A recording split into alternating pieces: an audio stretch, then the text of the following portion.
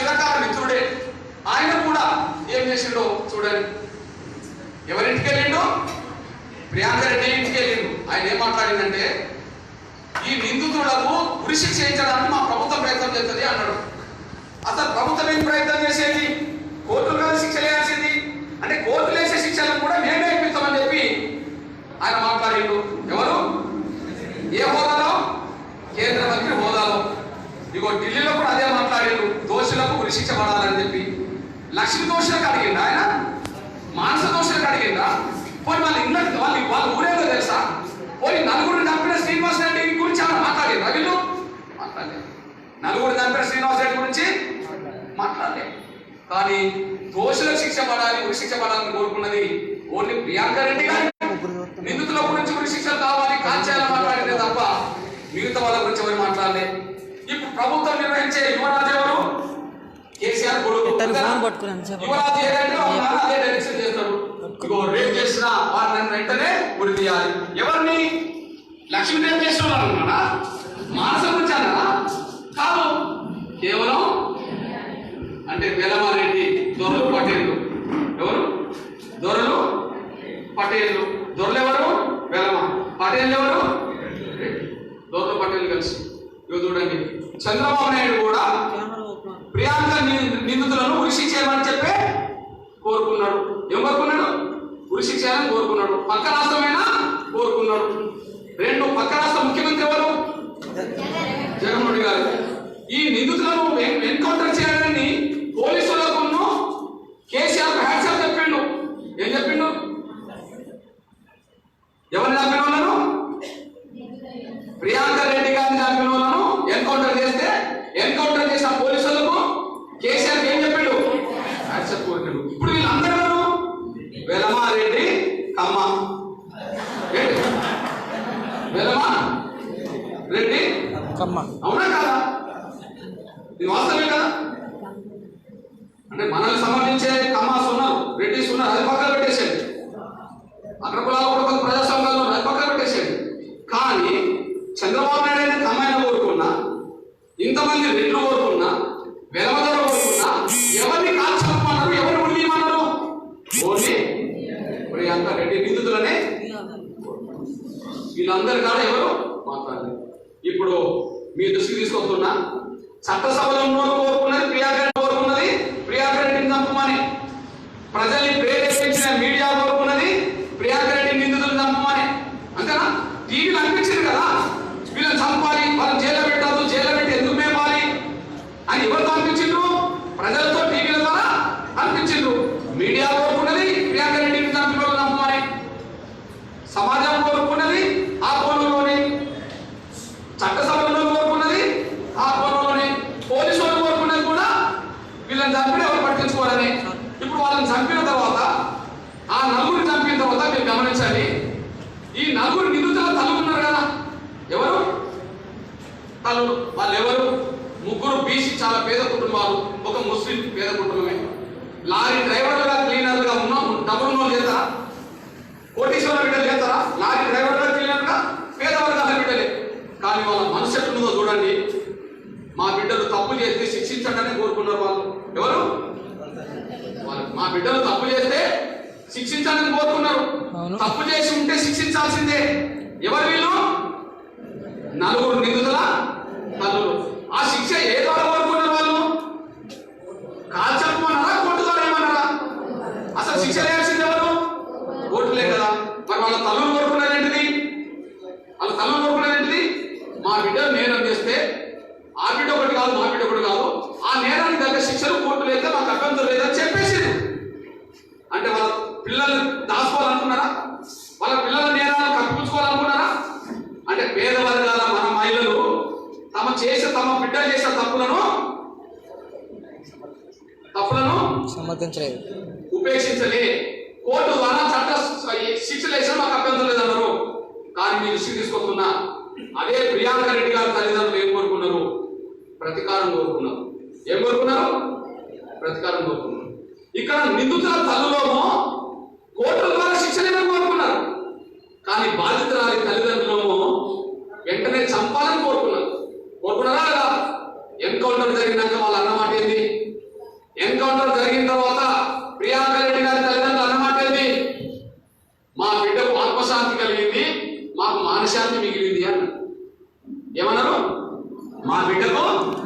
ఆత్మశాంతి కలిగింది, మాకు మనశ్శాంతి మిగిలింది అన్నారు. అంటే కాల్చి చంపడానికి కదా కోరుకున్నది. అర్థం చేసుకోండి. వీళ్ళు పేరు కాదు చాలా గొప్ప కుటుంబాలు, పెద్ద పెద్ద చదువులు చదివిన వాళ్ళు. ఎవరు? ప్రియాంక రెడ్డి తల్లిదండ్రులు పెద్ద పెద్ద చదువులు చదివిన వాళ్ళు, పెద్ద పెద్ద ఉద్యోగాలు చేసేవాళ్ళు. కానీ వాళ్ళకి పెద్ద మనసు లేదు. మా బిడ్డలు చంపిన వాళ్ళకు కోర్టుల ద్వారా శిక్ష లేదని చెప్పి కోరుకోలే. ఎట్లా శాంతి మిగిలింది? మాకు మనశ్శాంతి మిగిలింది అని చెప్పేసారు. చూడండి, దిశకు ఆత్మశాంతి కలిగింది, మాకు మనశ్శాంతి మిగిలింది అని చెప్పి వాళ్ళు కోరుకున్నారు. అంటే వీళ్ళు కోరుకున్నది చట్టపరమైన శిక్షలు కోరుకున్నారా లేదా ప్రతికారం కోరుకున్నారా? ఏం కోరుకున్నారు? అప్పర్ కాస్ట్ వాళ్ళ మనసు అట్లున్నది, పేద వర్గాల బిడ్డల తల్లిదండ్రుల మనసు అట్లున్నది. అనగాన వర్గాల వాళ్ళే ఇప్పుడు ఈ నిందితుల తల్లిదండ్రులకు ఎవరికి ఒక అక్షరం రాదు. ఏం కాదు? ఒక అక్షరం రాదు. వాళ్ళు కూలి చేసుకుంటే తప్ప. ఇప్పుడు ఆ చెన్నకేశ్వర అనే ఆయనకు కిడ్నీ ప్రాబ్లం ఉంటే ఆ చెన్నకేశ్వర కూడా ప్రేమించి పెళ్లి చేసుకున్న అమ్మాయి రోజు టీవీలో మాట్లాడుతుంది. మీరు చూడండి, మా భర్తకు కిడ్నీ ప్రాబ్లం ఉంటే మా అత్త మేమే కైకిలికి అంటే కూలికి వెళ్ళి మేము సాగుకుంటున్నామని చెప్పి మాట్లాడింది. మేము కోర్టు ద్వారా శిక్ష అనుకున్నాం కానీ ఇట్లా కాల్ చంపుతామని అనుకోలేదు. అట్లా మా వాళ్ళని కాల్ చంపారు కదా, మరి జైల్లో ఉండబడే ఆ శ్రీనివాస రెడ్డి గారిని ఎందుకు కాల్ చంపలేదని చెప్పి ప్రియాంక రెడ్డి కోసం ఎంతమంది చంపారు? నలుగురు చంపారు. ఆ నలుగురు ఆర్థికంగా పేరు తప్పు చేసింది. తప్పు చేయలేదని ఎవరు కూడా తప్పు నిర్ధారణ కావాలంటే కోర్టు ద్వారా నిర్ధారణ కావాలి, శిక్ష లేదంటే కోర్టు ద్వారానే శిక్ష లేయాలి. కానీ వాళ్ళు ఎవరు? ఆర్థికంగా పేదలు, సామాజికంగా వాళ్ళు బీసీ ముస్లింలు, రాజకీయంగా వాళ్ళకు పలుకుబడి లేనోళ్ళు. ప్రియాంక రెడ్డి కుటుంబము రాజకీయంగా పలుకుబడి కుటుంబం, సామాజికంగా రెడ్లు, ఆర్థికంగా ఉన్నోళ్ళు. కాబట్టి ఎవరు ఎన్కౌంటర్ గురైన అంటే తప్పు చేసినా శిక్ష వేయాల్సింది కోర్టులో అయితే ఏ కోర్టులోకి తీసుకెళ్లకుండా ఏ కోర్టులో తీర్పు ఇవ్వకుండా కాల్ చంపింది పేదవర్గాల బిడ్డల్ని. అది దాచుకున్నది, జైల్లో దాచుకున్నది మాత్రం ఉన్నత వర్గాల శ్రీనివాస రెడ్డి అనేటువంటి అనే విషయం మీరు మర్చిపోతారు సార్ అనుకుంటున్నాను. జడ్చర్లలో ఒక 15 సంవత్సరాల అమ్మాయి, ఎక్కడ? జడ్చర్లలో 10th చదువుతున్న 15 సంవత్సరాల అమ్మాయి నవీన్ రెడ్డి అనేటోడు ఆ అమ్మాయిని బండరాయితో కొట్టి చంపేశాడు. ఇప్పుడు నవీన్ రెడ్డి ఎవరు? నవీన్ రెడ్డి. వాళ్ళకు మరణ శిక్షలు ఉండవు, వాళ్ళని ఎన్కౌంటర్ చేయరు. వాళ్ళకు మరణ శిక్షలు ఉండవు, వాళ్ళను ఎన్కౌంటర్ చేయరు.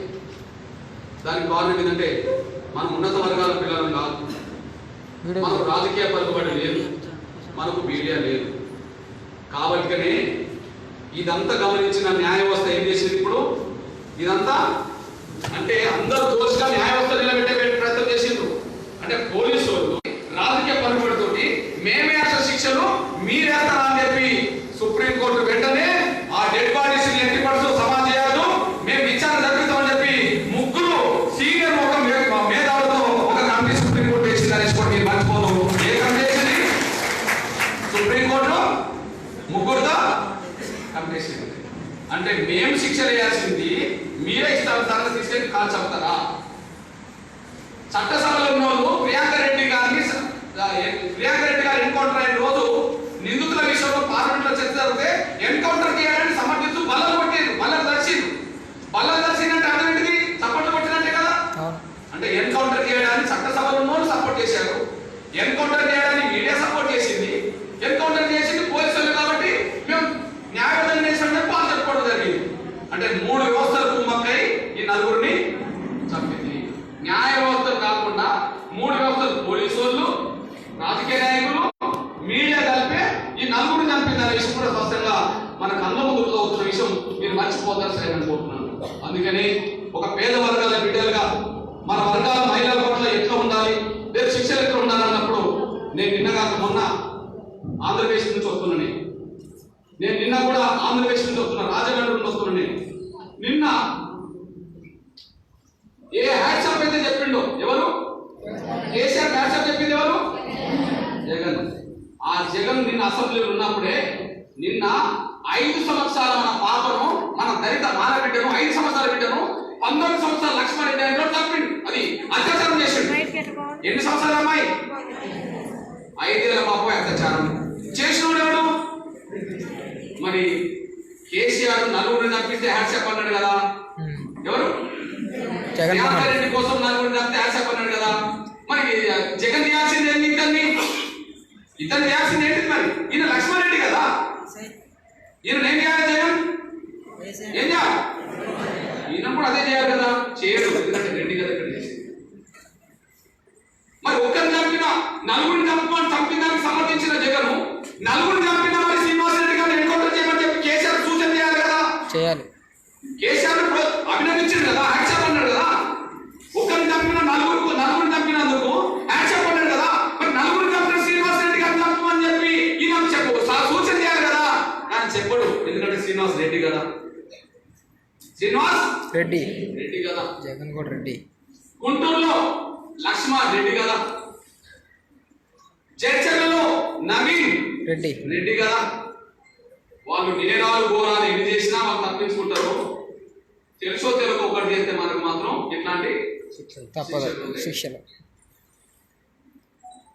ప్రీతిబాయి హత్య మన లంబడ బిడ్డ. ఇప్పుడు శ్రీనివాస్ రెడ్డి గారిని చంపాలని చెప్పడు, కానీ కర్నూలులో 15 సంవత్సరాల 10th చదువుతున్న ప్రీతిబాయి అని మన లంబడ బిడ్డ హాస్టల్లో ఉంటే అక్కడ ఉండబడే దుర్మార్గులు రెడ్డి సమాజవర్గం సంబంధించిన వాళ్ళ కాలేజ్ స్కూల్లో ఉంటే అత్యాచారం చేసి అమ్మాయిని ఉరేసి చంపేశారు. చెప్పేసి చూడండి, అమ్మాయి కాళ్ళు నేల మీద ఉన్నాయా, నేల పైన ఉన్నాయా? నేల మీద ఉన్నాయి. అమ్మాయికి అత్యాచారం 3 రెట్లు చేసి అత్యాచారం చేసి చంపేశారు. చంపి ఫ్యాన్ కట్టేశారు. ఆ ఫ్యాన్ కూడా డైరెక్ట్ కట్టకుండా ఒక పంక కట్టేశారు. ఆ పంక ఇంకొక 52 కేజీలు ఉంటది బరువు. మరి ఆ పంక మొత్తం వంగాలి, అది వంగలే. అంతకంటే ముఖ్యంగా అమ్మాయి 5 రెట్లు కానీ అది 15 ఫీట్లు ఉన్నది. మరి 5 రెట్లు ఎత్తుగల అమ్మాయి 15 ఫీట్లకి వెళ్ళి ఎట్లా కట్టుకుంటది? అక్కడ స్కూల్ లేదు, నా పళ్ళ లేదు, అక్కడికి పోయే పరిస్థితి లేదు. ఇప్పుడు మీ ఇక్కడ ఉన్నారు, నువ్వు అక్కడికి ఎట్లా పోయి కట్టుకుంటావు? అక్కడ ఎట్లా కట్టుకుంటారు? అంటే అత్యాచారం చేసి చంపిండు. దాని సాక్ష్యం ఏంటిది? అక్కడ అమ్మాయికి ఉరేయడానికి, అంటే ఆ ఉరేసినట్టుగా చేసుకోవడానికి చీర కట్టిండు. చీర కడితే గాట్లు గట్టిగా పడవు, కానీ అక్కడ ఒక తాడుతోటి బిగించి చంపిండ్రు. ఆ తాడు గాట్లు గట్టిగా పడ్డాయి. అదే చీర అయితే గాట్లు పడాయి అని చెప్పి డాక్టర్లు నివేదిక ఇచ్చిండ్రు. అంటే చీర కట్టింది వాళ్ళే అనేసి కూడా రుజువు అయిపోయింది. అందుకు అనుగుణంగా ఎఫ్ఐఆర్ నమోదైంది. అదే సమయంలో పోస్ట్ మార్టం రిపోర్ట్ లో కూడా దారుణంగా సామూహికంగా అత్యాచారం చేసినట్టు కూడా రిపోర్ట్ వచ్చేసింది. ఇది ఏ రాష్ట్రంలో? ఆంధ్రప్రదేశ్. ఈ జగన్ పరిపాలిస్తున్న రాష్ట్రంలో. అన్న నిందితులు ఎవరు? ముగ్గురు. ఆ ముగ్గురు కూడా రెడ్డి సామాజిక కట్టమంచి రామలింగారెడ్డి స్కూల్ యాజమాన్యం, కె జనార్దన్ రెడ్డి, హర్షవర్ధన్ రెడ్డి, దీపక్ రెడ్డి.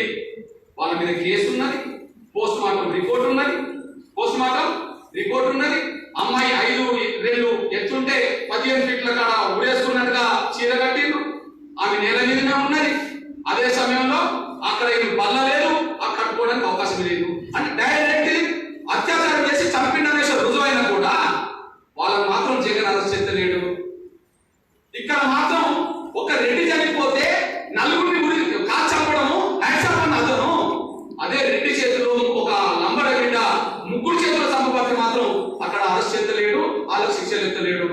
5 సంవత్సరాల పాపను ఈయన కళ్ళ ముందే గుంటూరులో అత్యాచారం చేస్తే ఆయన మరి ఎన్కౌంటర్ గురించి మాట్లాడతలేడు. ప్రియాంక రెడ్డి కంటే ముందు 6 రోజుల తర్వాత